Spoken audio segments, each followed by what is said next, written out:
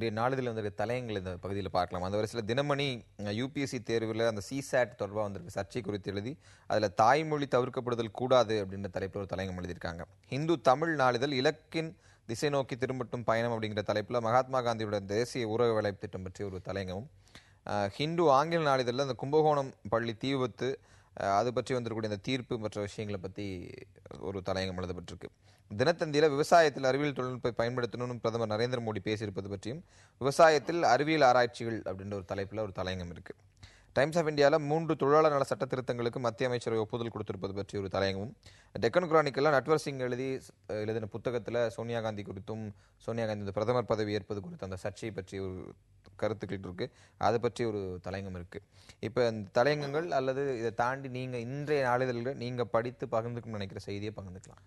இப்போ இன்றைய தினத்தந்தி தலையங்கத்தில் விவசாயத்தில் அறிவியல் ஆராய்ச்சிகள் பற்றி பிரதமர் திரு நரேந்திர மோடி அவருடைய அறிவுரை நேற்றுக்கு முன்னால் ஒரு மாநாட்டில் பேசியிருக்காரு. அறிவியல் விவசாய ஆராய்ச்சியாளர்கள் மாநாட்டில் நம் நாடு விவசாய நாடு, விவசாய முதுகெலும்புன்னு பேசிகிட்டே இருக்கிறத விட அவர் 3 விஷயம் சொல்லியிருக்காரு. அதில் அதாவது குறைந்த அளவு நிலம் இருக்குது, பெரிய அளவு விவசாயம், அதிக விவசாயம் நிலங்களை வைத்திருக்கிற விவசாய நிலச்சுவாந்தாள்களோட அதிக அளவு சிறிய நிலம் வச்சிருக்க விவசாயிகள் தான் அதிகமாக இருக்கிறாங்க. ஆக குறைந்த நிலம், அதை குறைந்த நேரத்தில் அதிகமான சாகுபடி மகசூல் பெறுவது எப்படி என்பதை இந்த நவீன தொழில்நுட்பத்தை பயன்படுத்தி விவசாயிகளுக்கு நீங்கள் கற்றுக் கொடுக்கணும். அதோட every drop of the water, every drop, ஒவ்வொரு துளியும் மோர் கிராப், அதிகமான பயனளிக்கக்கூடிய அதிகமான பயிர் பண்ணக்கூடிய அளவுக்கு இதை நம்ம தொழில்நுட்பத்தை புகுத்தணும் என்று சொல்லியிருக்காரு. இது இன்றைய காலகட்டத்தில் மிக மிக மிக அவசிய தேவை. ஏன்னா விவசாயம் அவரே சொல்லியிருக்காரு, இன்னைக்கு பயிர் உற்பத்தியில் அந்த உணவு பாதுகாப்பில் நம்ம கீழே போயிட்டு இருக்கோம். ஏன்னா வறட்சி வேற வந்திருக்கு, ஒரு பக்கம் வறட்சி இருக்கிறது, ஒரு பக்கம் அதிகமான வெள்ளம் இருக்கிறது. ஆகையினால இதை பேலன்ஸ் பண்ணக்கூடிய வகையில் சைனாவில் இதே தலையங்கத்தில் போட்டிருக்காங்க ஒரு விஷயம்.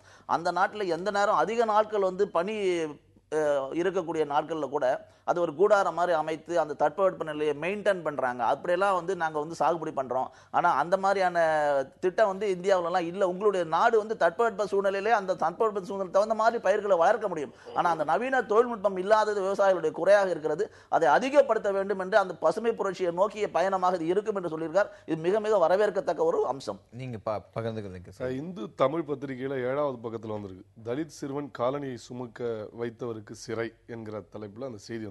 மதுரை உசிலம்பட்டி பக்கம் ஒரு பையன் 5வது படிக்கிற ஒரு தலித் மாணவன், அவன் காலில் செருப்பு போட்டு போனாங்கிற காரணத்துக்காக அவன் தலையில் சுமக்க வைத்த கொடுமையை நிகழ்த்தினார்கள். அதுதான் பிசிஆர் கோர்ட்டில் இன்னைக்கு மதுரையில் தண்டனைக்குரிய ஒரு குற்றமாக அறிவிக்கப்பட்டிருக்கு.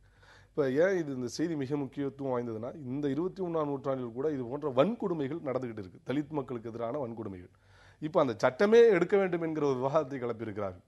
அது தேவை என்பதற்கு இந்த செய்தி உதாரணமாக இருக்கிறது.